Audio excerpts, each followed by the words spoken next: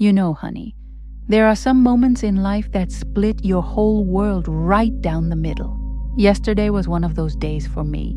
I found a letter hidden in my late husband's old toolbox, tucked behind rusty screwdrivers and worn-out wrenches. A letter he wrote 20 years ago, just days before he passed. A letter I was never ever supposed to find. And Lord have mercy, what I read in those pages changed everything I thought I knew about the man I spent 43 years loving. My hands were shaking so hard I could barely hold that yellowed paper. The ink had faded some, but his handwriting was still there, bold and familiar, like he was reaching out from wherever he is now. I sat right there on the garage floor, dust and all, and I cried harder than I've cried in 2 decades. Because sometimes, sweetheart, the truth comes when you're least ready for it. Let me take you back to the beginning, to 1961, when I first laid eyes on Robert James Mitchell at the county fair in Cedar Springs, Iowa. I was just 19, wearing my mama's Sunday dress and eating cotton candy with my best friend Sally.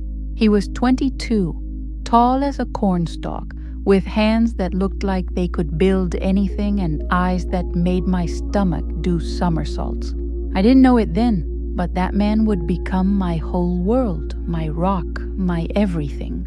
And I sure didn't know that 43 years later, he'd leave me with a secret that would haunt me for 20 more.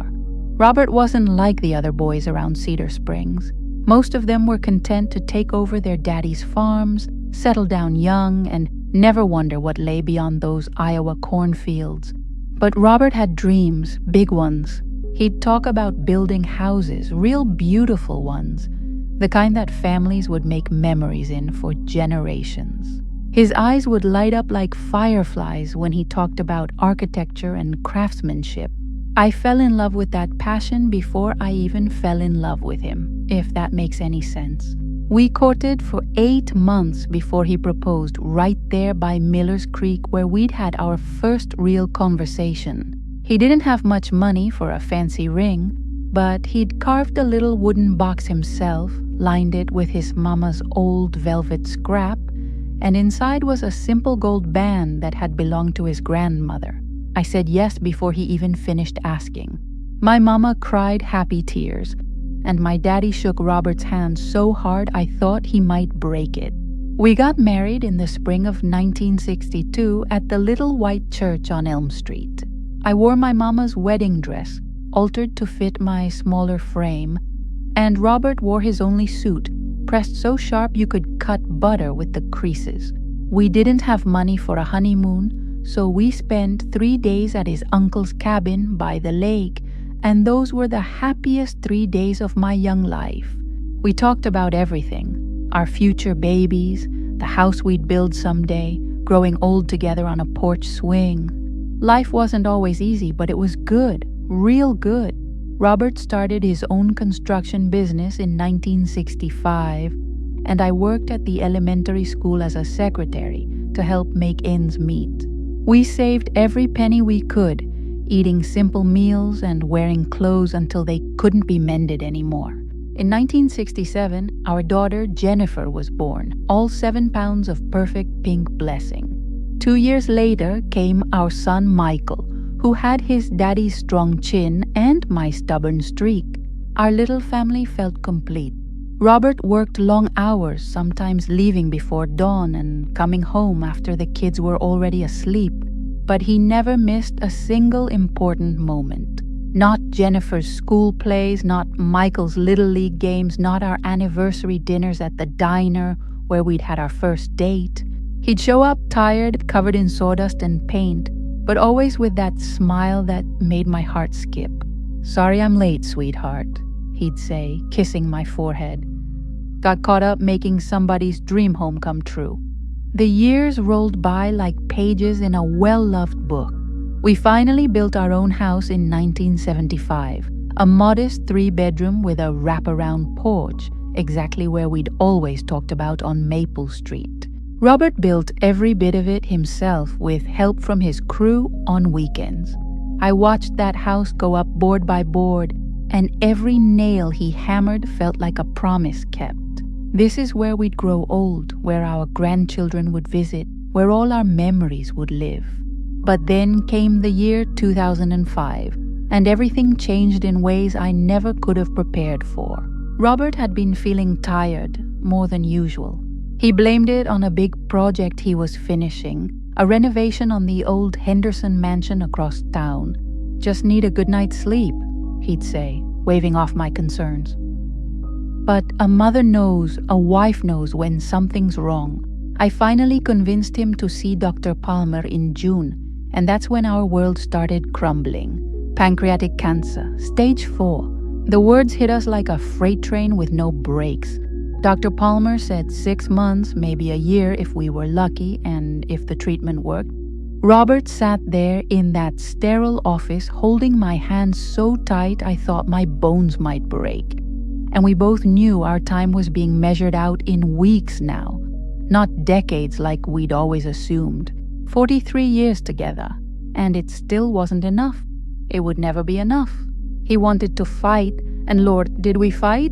Chemotherapy that made him sick as a dog, radiation that left burns on his skin, experimental treatments that cost more than our savings, but seemed worth every penny if it meant more time. Jennifer flew in from Seattle with her 2 kids, and Michael drove up from Des Moines every weekend. Our house filled with casseroles from church ladies and prayers from everyone who knew us. The whole town of Cedar Springs rallied around Robert Mitchell, the man who'd built half their homes. By December, we knew we were losing the battle. Robert had gotten so thin I could see every bone in his body, and the pain medication made him drift in and out of consciousness. But in his clear moments, he was still my Robert, still making jokes, still telling the kids not to worry about him. "I've had a good run," he'd say, squeezing my hand with what little strength he had left. Married the prettiest girl in Iowa, raised 2 wonderful kids, built a lot of good houses. Can't complain about a life like that. He passed away on January 7th, 2006, on a Sunday morning while snow fell soft and quiet outside our bedroom window. I was holding his hand, had been all night, and I felt the exact moment he left this world. It was peaceful as death can be, I suppose. But peaceful or not, it tore a hole in my heart so big I didn't think I'd ever feel whole again. The man who'd been my partner, my lover, my best friend for 43 years was gone. Just gone. The funeral was packed. Seemed like everyone in Cedar Springs and the surrounding counties showed up to say goodbye to Robert Mitchell. People told stories about houses he'd built, how he'd stayed late to fix something that wasn't quite right, how he'd given discounts to young families just starting out. My son Michael gave a beautiful eulogy that had everyone crying, and I sat there in the front pew of that same little white church where we'd gotten married, wondering how I was supposed to go on without him. The years after Robert died are kind of a blur, if I'm being honest. I went through the motions of living, but I wasn't really living. I kept the house exactly how Robert left it. His reading glasses still on the nightstand, his jacket still hanging by the door. Jennifer worried about me, called every day from Seattle. Michael started coming by more often, doing repairs around the house that Robert would have done. The grandkids grew up, graduated, got married, had babies of their own. Life kept moving forward, even though part of me stayed frozen in January 2006. I found comfort in routines. Tuesday morning coffee with the church ladies, Thursday afternoon volunteering at the library, Saturday visits to Robert's grave where I'd tell him about the grandchildren and the garden and the silly things happening in town. I'd trace his name on the headstone, Robert James Mitchell, 1939 to 2006, beloved husband and father, and I'd feel that hole in my heart all over again. 20 years passed like this. 20 years of living without really living, of missing him so much it physically hurt some days. Then yesterday happened. My grandson Tommy was helping me clean out the garage, something I'd been putting off for Lord knows how long. "Grandma, we gotta get rid of some of this stuff," he'd said gently, like he was talking to a child. "Dad says half this junk hasn't been touched in decades." He was right, of course. I'd been holding on to everything, unable to let go of even the smallest piece of Robert. We were sorting through Robert's old tools when Tommy pulled out that heavy metal toolbox from the back corner. "What about this, Grandma? You want to keep Dad's old tools?" I almost said yes automatically, but something made me pause. "Let's look inside first," I told him. Tommy opened it up, and we found the usual rusty screwdrivers, old wrenches, a hammer with a loose head. But then Tommy noticed something. "There's a false bottom," he said, prying up a piece of thin metal. And there it was. An envelope, yellowed with age, with my name written across it in Robert's unmistakable handwriting. My heart started pounding so hard, I thought I might faint right there. "What is it?" Tommy asked, but I couldn't answer. My hands were shaking as I took that envelope, and I knew, somehow, I just knew, that whatever was inside would be important. "I need to be alone, sweetheart," I told Tommy. "Can you give Grandma a few minutes?" He looked worried, but he nodded and headed inside. And I sat down right there on that cold garage floor and opened an envelope my husband had hidden 20 years ago. The letter was dated January 2nd, 2006. 5 days before he died. My eyes immediately filled with tears because I could picture him, weak and in pain, somehow finding the strength to write this and hide it away. The letter started, "My dearest Margaret, if you're reading this, then I'm gone and you've found what I never wanted you to find. I've debated for weeks whether to tell you this truth or take it to my grave. I've decided to write it down and hide it, leaving it to fate whether you ever discover it. Maybe that makes me a coward." My hands trembled so badly, I had to set the letter down for a moment and just breathe. What truth? What was Robert talking about? After 43 years together, what could he possibly have kept from me? I picked up that letter again and kept reading. And honey, what I learned broke my heart and healed it at the same time. "Margaret, I need you to know about Jennifer. She's not my biological daughter." Those words hit me like a physical blow. I had to read them 3 times before they made any sense. Jennifer? Our Jennifer? Born in 1967, 2 years after we were married? Robert continued. "I've never told you this, but about a year after we got married, I found out I couldn't father children. I went to a specialist in Des Moines, got tested, and the doctor was clear. There was no chance, none at all, that I could get you pregnant. I was devastated, ashamed, and I didn't know how to tell you. I was crying so hard now I could barely see the words. I thought back to 1967, to finding out I was expecting Jennifer. I'd been so surprised because we'd only been married 2 years and I thought we had more time. But Robert had seemed thrilled, genuinely thrilled. I never suspected a thing. The letter went on. "I knew you'd been helping your cousin Daniel fix up his house that spring. He was staying with us for a few weeks while he got back on his feet after his divorce. And Margaret, I'm not stupid. I saw the way you two looked at each other. I saw the guilt in your eyes. I had to stop reading and let that sink in. Daniel. Oh my God, Daniel. My cousin who'd stayed with us in early 1967. We'd had one night. One terrible mistake when Robert was away at a construction site 3 hours away. I'd been lonely, Daniel had been heartbroken, and we'd both had too much wine. It happened once, just once, and I'd been drowning in guilt ever since. When I found out I was pregnant 2 months later, I'd assumed it was Robert's. I'd prayed it was Robert's, and I'd buried that guilt so deep I'd almost convinced myself it never happened. Robert's letter continued. When you told me you were pregnant, I knew the truth immediately. But I also knew something else, Margaret. I knew I loved you more than life itself. I knew that baby was a gift, even if she wasn't mine by blood. I decided right then that I would be her father in every way that mattered. And sweetheart, she is my daughter. I changed her diapers, walked the floor with her when she was colicky, taught her to ride a bike, walked her down the aisle at her wedding. Biology doesn't make a father.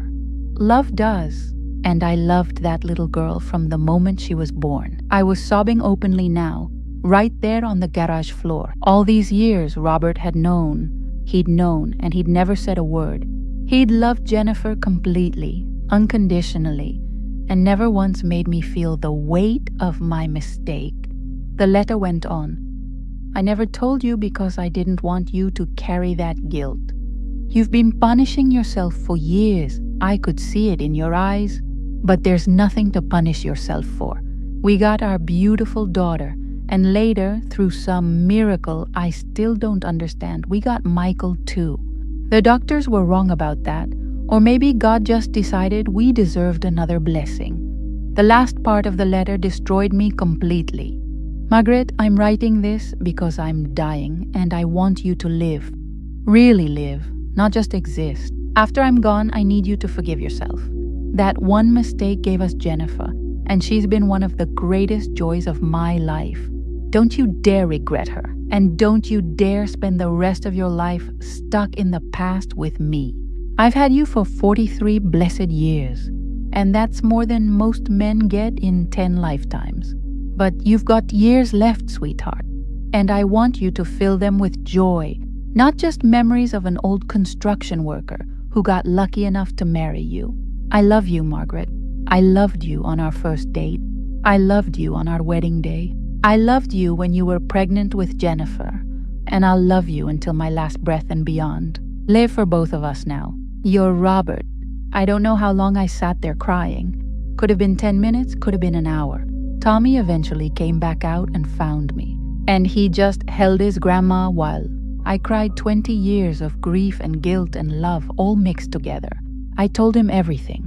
He deserves to know his family's truth. And you know what that sweet boy said? Grandpa sounds like he was the best man who ever lived. He was right. Robert Mitchell was the best man who ever lived. And yesterday, 20 years after I buried him, he finally set me free from a guilt I'd been carrying for 58 years. That letter was his final gift to me, hidden away, waiting for exactly the right moment. Today, I'm going to start living again. Really living like Robert wanted. I'm going to plant a garden in the spring. Take that trip to see Jennifer in Seattle I've been putting off. Maybe even join that book club the church ladies keep inviting me to. Because my Robert didn't just build houses, honey. He built a life full of love and forgiveness. And the least I can do is honor that by living the rest of mine to the fullest.